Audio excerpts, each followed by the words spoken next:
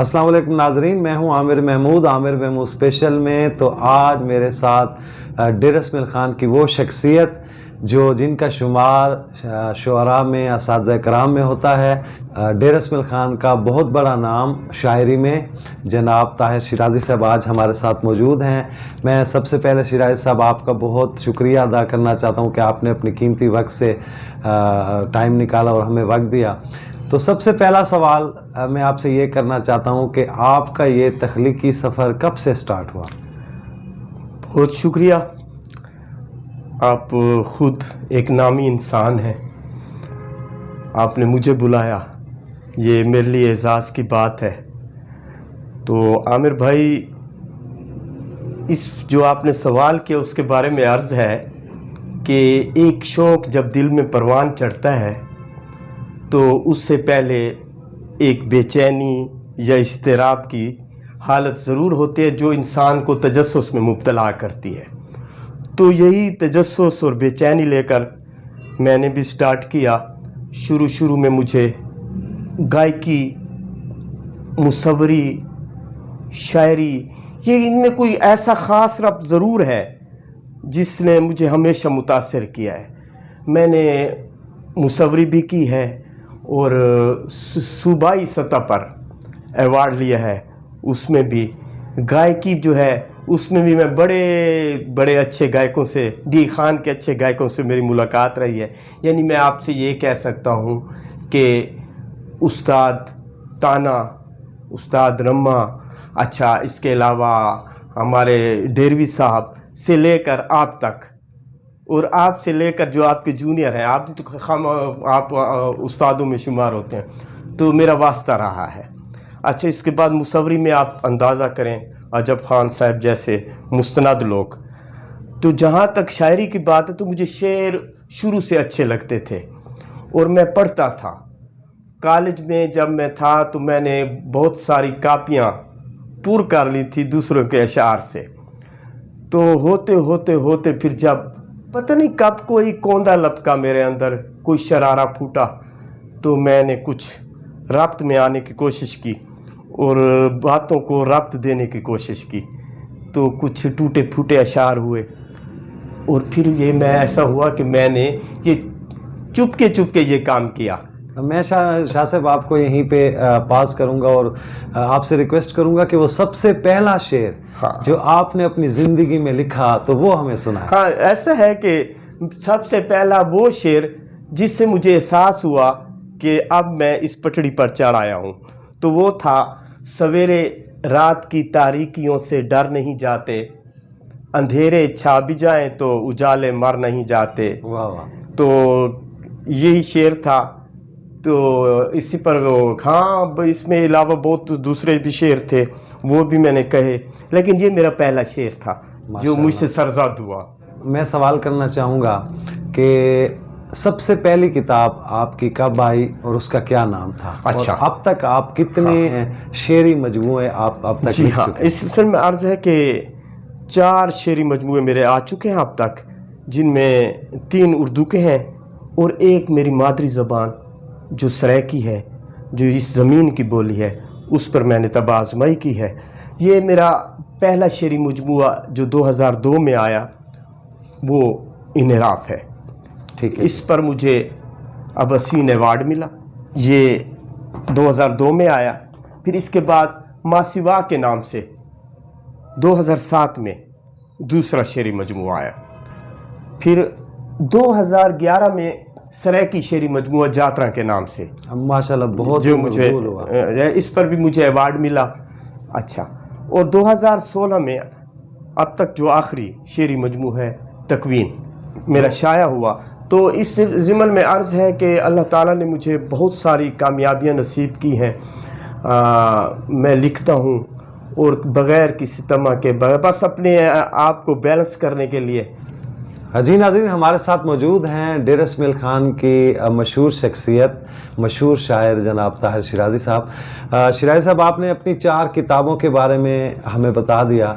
میں آپ سے پوچھنا چاہوں گا کہ آپ کی جو ابھی کتاب آئی ہے اور آپ نے ایک ناول لکھا ہے، آخر اس کی کیا وجہ ہے کہ شاعری سے ہٹ کے آپ نے ایک ناول کی کتاب لکھی ہے؟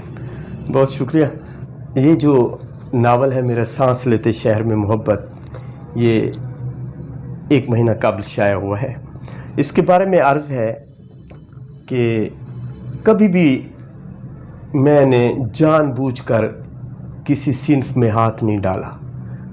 غزل نے خود مجھے کہلوایا، اسی طرح نظم نے خود کہلوایا تو میں نے لکھی.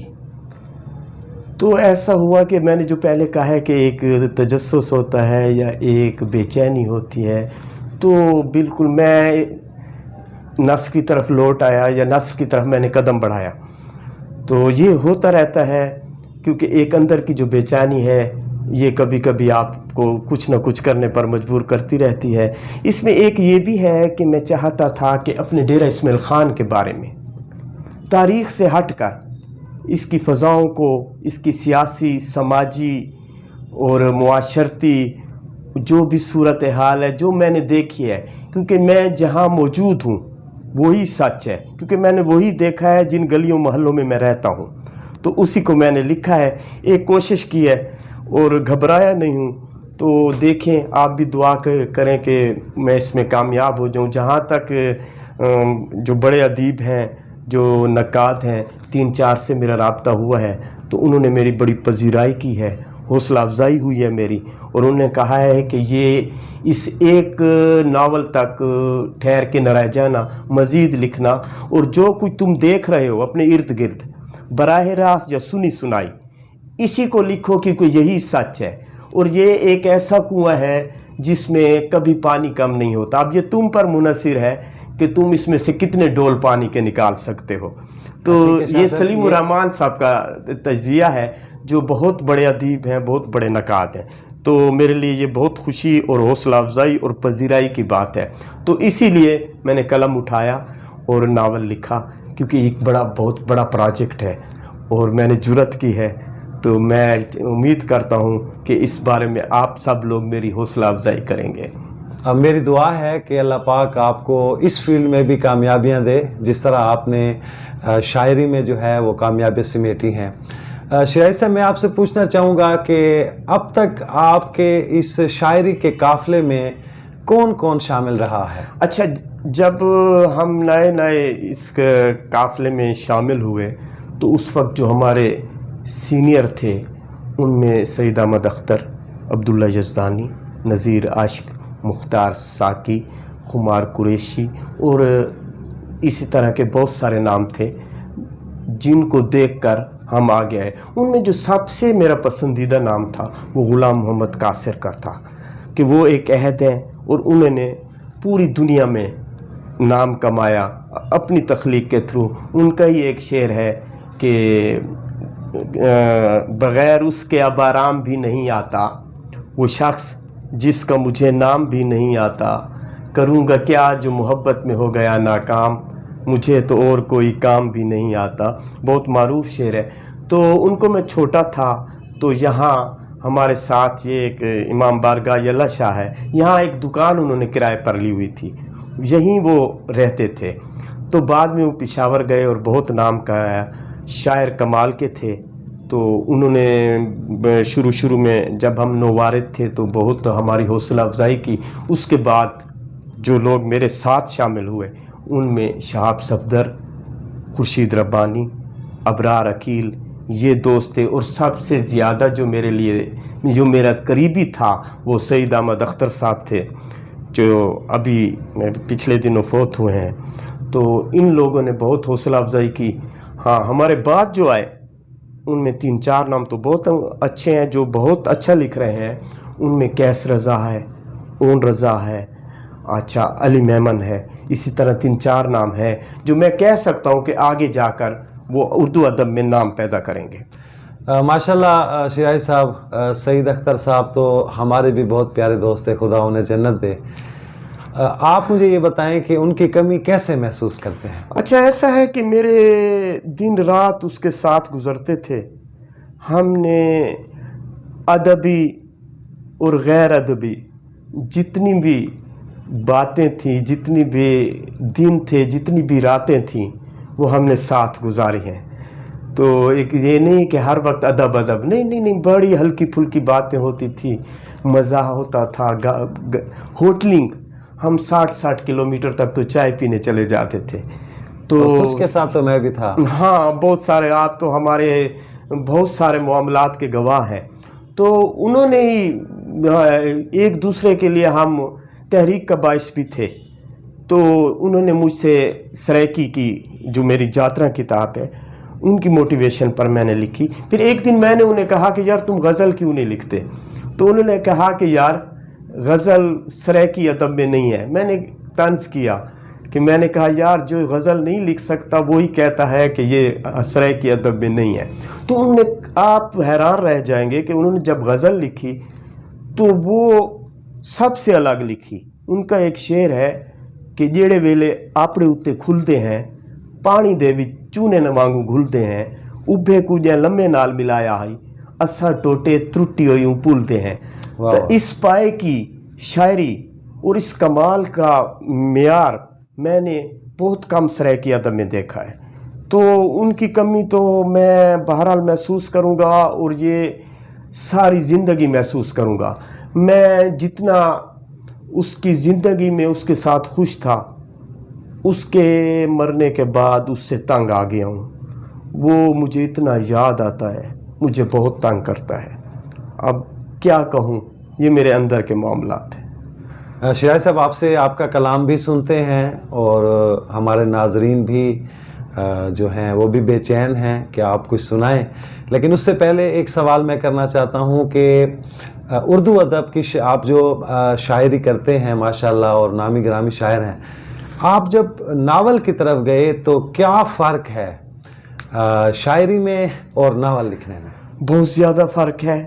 آپ تو جس طرح شعر اور نثر میں فرق ہے، تو میں تو یہ کہوں گا کہ آپ شاعری میں ہی ایک صنف سے دوسری صنف میں جب لکھتے ہیں تو ان میں بھی بہت زیادہ فرق ہے. آپ غزل لکھ رہے ہیں، آپ نظم لکھ رہے ہیں، تو یہ بہت ٹوٹلی مزاج کا فرق ہے، رویوں کا فرق ہے. اور نظم میں اگر آپ مرثیہ لکھ رہے ہیں، آپ نوحہ لکھ رہے ہیں، آپ قصیدہ لکھ رہے ہیں، آپ آزاد نظم لکھ رہے ہیں، آپ ہائکو لکھ رہے ہیں، آپ مورا یا پابند نظم لکھ رہے ہیں، جو بھی، ان سب میں بہت زیادہ فرق ہے. اسی کے مطابق ڈھلنا پڑتا ہے. اور یہ تب ہوتا ہے جب آدمی کی پریکٹس ہو، اس کے اندر اتنی ریاضت ہو، اتنا مطالعہ ہو کہ وہ ان چیزوں کو نبھا سکے یا سرخرو ہو سکے. تو جب میں نے نثر کو شروع کیا تو ان دنوں تک میں نے بالکل شاعری کو ہاتھ نہیں لگایا، شاعری نہیں پڑھی، نثر کا ہی مطالعہ کیا، اس سے ناول لکھنے سے پہلے بھی اور ناول لکھتے وقت بھی، تاکہ اسی موڈ میں ڈھل جاؤں. تو یہ ہوتا ہے، مجھے لگا کہ ایسا مجھے کرنا چاہیے. شاعر صاحب، آپ سے سوال ہے کہ لوگ آپ کو پڑھتے ہیں، آپ کس شاعر کو پڑھتے ہیں؟ اچھا، اس میں یہ ہے کہ کوئی ایک نام مخصوص نہیں ہے. جس نے اچھا لکھا ہے، مثلا رام ریاض لکھتا ہے کہ دن ڈھل گیا تو آدمی خوشحال ہو گیا، ننگوں کو تیرگی نے بہت آسرا دیا. یا بیدل حیدری لکھتا ہے کہ خول چہرے پہ کیا چڑھانا ہے، آگے جا کر بھی منہ دکھانا ہے، ڈگڈگی ہی نہیں بجانی مجھے، بھوک کو ناچتے دکھانا ہے. تو یہ اشعار افضل خان ہیں، ہمارے شہاب صفدر ہیں، خورشید ربانی ہیں، افتخار عارف ہیں. تو بہت سارے نام ہیں جن کی شاعری مجھے اچھی لگتی ہے، جو انہوں نے اچھا لکھا ہے. تو منیر نیازی، بڑے بڑے نام ہیں جن کو دیکھ کر ہم نے لکھنا سیکھا. تو بہت سارے نام ہیں جو میں نے پڑھے ہیں. زندگی اسی مطالعے میں گزر گئی، اور چاہتا ہوں کہ آئندہ زندگی بھی میری کتابوں کے ساتھ گزرے. ڈیرہ اسماعیل خان میں شاعری کا مستقبل کیا دیکھ رہے ہیں؟ میں تو سمجھتا ہوں کہ بہت آگے تک جائے گا. کیوں؟ اس کی وجہ یہ ہے کہ ہمارے پاس ابھی تک لینڈسکیپ محفوظ ہے.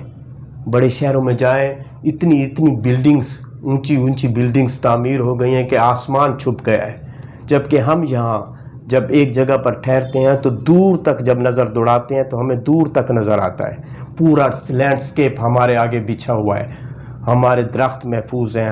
اچھا، ایک اور بات کہ اس میں ایک تنوع ہے ہمارے لینڈسکیپ میں. یہاں پہاڑ بھی ہیں، دریا بھی ہیں، اچھا سبزہ بھی ہے، درخت بھی ہیں اور ویرانہ بھی ہے دامان کی صورت میں، پانی بھی ہے، اور ایسے علاقے ہیں دریا سے تقریباً 6 کلومیٹر 7 کلومیٹر جہاں پانی نہیں ہے. تو یہ محرومیاں اور یہ آسودگیاں یہاں برابر برابر ہیں. تو ایسے ماحول میں اگر کوئی تخلیق کار نہیں لکھ سکتا تو وہ بنجر ہے. تو اسی سلسلہ میں میں یہ کہوں گا کہ ہمارا جو بھی نئے آ رہے ہیں ان کا مستقبل بہت تابناک ہے، بہت اچھا لکھ رہے ہیں اور انہوں نے آگے جانا ہے. سب سے اچھی خوبی شیراز صاحب آپ کی یہ ہے کہ جو بھی نیا شاعر آپ کے پاس آتا ہے آپ اس کی حوصلہ افزائی فرماتے ہیں. ہم جب میوزک سیکھتے تھے تو ہمارے جو اساتذہ کرام تھے تو وہ بڑے سخت ہوتے تھے، اور جو پہلے والے شعراء کو میں نے دیکھا ہے تو ان کی طبیعت میں بھی تھوڑی سختی تھی. لیکن آپ کا ماشاءاللہ آپ کی جو شخصیت ہے اور اس میں جو آپ کا یہ نرم پہلو ہے، اس وجہ سے بھی شاعر آپ کے پاس آتے ہیں نوجوان نسل، اور آپ بڑی اچھی طریقے سے رہنمائی کرتے ہیں. اچھا، اس میں عرض ہے کہ آپ خود ایک استاد ہیں، تو آپ تو جانتے ہیں مجھ سے بہتر کہ جو استاد لائق ہوتا ہے یا جس کے اندر کچھ ہوتا ہے تو وہ بچوں کے سوالات سے نہیں گھبراتا، بلکہ انہیں اکساتا ہے کہ سوال کرو. کیونکہ جب آپ کے اندر سوال، آپ کے شاگردوں میں سوال پیدا ہوگا تو وہ جواب کی جستجو کریں گے. میں جب بھی کسی کو کوئی مشورہ دیتا ہوں، جب کچھ بنا کر یا کچھ تصحیح کرتا ہوں تو پھر میں ان سے پوچھتا ہوں کہ تم مجھ سے پوچھو یہ میں نے کیوں کیا ہے، تاکہ وہ سوال کی اس میں عادت آئے. تو وہ جب سوال کرتا ہے تو خود جستجو کرتا ہے، اور میں اس وقت نشاندہی کرتا ہوں جب وہ غلطی کرتا ہے، کیونکہ غلطی کرنا بہت ضروری ہے. جب وہ غلطی کرتا ہے ایک ہی دن میں اگر میں سارا اسے پڑھا دوں تو ایک چیز بھی یاد نہیں رہے گی. ہاں، جب وہ ساتھ ساتھ چلے گا، غلطیاں کرے گا تو اس کو بتانا پڑے گا. اگر میں نہیں بتاؤں گا تو میں خیانت کروں گا. کیوں؟ یہ بچے ہمارے لیے آکسیجن ہیں. اگر جس نے آگے جانا ہے، اگر میں اسے رستہ اس کا روکتا ہوں تو میں خود اس کے پاؤں کے نیچے آ جاؤں گا. اس نے آگے ضرور جانا ہے. تو یہ ہمیں ان کے لیے گنجائش پیدا کرنی چاہیے، ان کو آگے بڑھنے میں مدد دینی چاہیے. میں اکساتا ہوں کہ اب یار صرف غزل نہیں ہوتی، آپ نظم بھی لکھیں، آپ یہ بھی لکھیں، آپ یہ پڑھیں. اس کو کتابیں دیتا ہوں. آپ جانتے ہیں کہ میرے پاس کتابوں کا ایک معقول ذخیرہ ہے، تو ان کو پڑھاتا ہوں. تو بہت سارے دوست ہیں، اس سے یہ مجھے فائدہ ہوا ہے کہ مجھے تحریک ملی ہے. میرا ایک حلقہ احباب ہو گئے. نئے لڑکے جب میرے ساتھ، اس میں یہ ہے کہ جو آپ پرائمری اسکول کے اساتذہ کو دیکھیں وہ کبھی بوڑھے نہیں ہوتے، کیونکہ وہ چھوٹے بچوں کی محفل میں رہتے ہیں یا ان کی کلاس میں رہتے ہیں. تو یہ میرے لیے بچت ہے. شاعر صاحب آپ سے سوال کروں گا کہ آپ مشاعروں میں بہت کم جاتے ہیں، جیسے پی ٹی وی اب بھی آپ کو بلا رہا ہے تو آپ وہاں پہ بہت کم جاتے ہیں، اس کی کوئی خاص وجہ؟ اچھا، یہ ہے کہ یہ جو میں نے شوق پالا ہوا ہے، میں سمجھتا ہوں یہ اپنے من کے رانجھے کو راضی کرنے کے لیے میں نے پالا ہے. اور جب کتابی صورت میں ایک چیز اور پہنچ جاتی ہے، اس وقت پاکستان کے علاوہ بھی بیرون ممالک میں جہاں اردو ادب کے جریدے شائع ہوتے ہیں ان میں بھی میرا کلام شائع ہوتا ہے. جب اس صورت میں میرا کلام ان تک پہنچ جاتا ہے تو مشاعرے میں جانا ایک میرے مزاج کو مطابق مجھے نہیں لگتا. کیونکہ مشاعرے میں اس وقت جو مشاعروں میں شاعری ہو رہی ہے اس سے شاید میرا مزاج الگ ہے. وہ شاعری ضروری ہے، میں اس کی وہ نہیں کر رہا کہ برا بھلا نہیں کہہ رہا، وہ بھی ضروری ہے، لیکن میں اس مزاج کے مطابق نہیں ہوں. تو میں کتاب کو بہترین وسیلہ سمجھتا ہوں. شاہ صاحب کچھ آپ سے سننا چاہیں گے، ہمارے سامعین کو جو ہے وہ آپ اپنا کلام سنائیے. یہ جتنا بھی غم ہوتا ہے کب رونے سے کم ہوتا ہے، دن نکلے تو گھور اندھیرا تھوڑا سا مدھم ہوتا ہے. دن نکلے تو گھور اندھیرا تھوڑا سا مدھم ہوتا ہے. دیپ کا جلنا ہے بس اتنا جتنا اس میں دم ہوتا ہے. صرف یہ آنکھیں نم نہیں ہوتی، سارا منظر نم ہوتا ہے. یہ غزل آپ کی خدمت میں. ماشاءاللہ. میں اب کی بار کچھ ایسا کروں گا، تجھ سے جدا سوچا کروں گا. نہیں ہے تو میرا تو حرج کیا ہے، تجھے پا کر بھلا میں کیا کروں گا. ہر ایک منظر کو لوں گا سرسری اور میں رسمی طور پر دیکھا کروں گا، بنا لوں گا کوئی کاغذ کی کشتی اور اس میں پار ایک دریا کروں گا۔ اکیلا چل پڑا ہوں جنگ کرنے، اکیلا چل پڑا ہوں جنگ کرنے، اب ایک لشکر کو میں رسوا کروں گا۔ اگر میری سمجھ میں آ گیا تو تجھے دن رات میں لکھا کروں گا، میں اب کی بار کچھ ایسا کروں گا، تجھ سے جدا سوچا کروں گا۔ شاہ صاحب ایک اور بھی ہم غزل آپ سے سننا چاہیں گے۔ ضرور جی، میں سنا دیتا ہوں۔ عنوان ہے عمر خیام۔ برسر عام تماشے میں نہیں، جو کسی خام تماشے میں نہیں، مجھ سے بے نام کھڑے ہیں ہر سو، کوئی بھی نام تماشے میں نہیں، جا کے ایک ایک سے پوچھے ساقی، عمر خیام تماشے میں نہیں۔ کوئی بولا کہ تماشے والا، کوئی بولا کہ تماشے والا، آج کی شام تماشے میں نہیں، جس نے مہکائی ہے آتش طاہر، وہ لبے بام تماشے میں نہیں۔ ایک غزل میں اپنی فرمائش اگر وقت ہے تو۔ بالکل بالکل۔ برائے گفتگو مفہوم آتے تھے، دعائیں اوڑھ کر معصوم آتے تھے، بہت پہلے بہت سی برکتیں لے کر ہمارے گاؤں میں مخدوم آتے تھے، یوں ہی آوارگی آوارگی میں کچھ پرندے ساری دنیا گھوم آتے تھے، کبوتر جس جگہ دن رات رہتے تھے، ہم ان قبروں کو جا کر چوم آتے تھے۔ وہ دن بھی تھے کہ جب اپنی حویلی میں پرندوں کی طرح مقصوم آتے تھے، ورائے گفتگو مفہوم آتے تھے، دعائیں اوڑھ کر معصوم آتے تھے۔ بہت شکریہ، آپ نے شاہ صاحب اتنا اچھا کلام سنایا۔ اور آخری سوال میں آپ سے یہ کروں گا کہ آنے والے ہمارے جو شاعر ہیں، نوجوان نسل ہیں، ان کے بارے میں آپ کیا نصیحت کرنا چاہیں گے؟ یہ بہت بہترین بات آپ نے کی ہے۔ جب ہم چھوٹے تھے تو ہم تختے لکھا کرتے تھے، وہی سے ہم میں لکھنے کی عادت آئی۔ اب لکھنا ختم ہو چکا ہے، موبائل نے ہمیں بہت کچھ دیا ہے تو بہت کچھ چھین لیا ہے۔